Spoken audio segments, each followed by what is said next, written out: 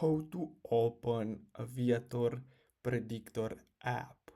So basically what you're gonna have to do is simply open any browser on your mobile device, and then you're gonna have to simply search for Aviator Predictor App GitHub, and then scroll down and click on the first one, which is this one here, and then you're gonna get redirected to this page, as you can see right here.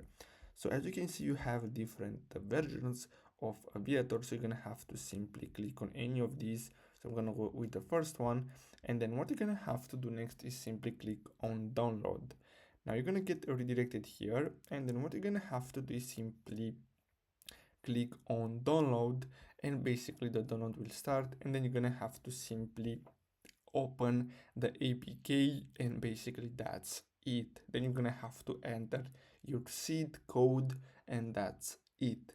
So I really hope you found this video helpful. Don't forget to like and subscribe. Thanks for watching.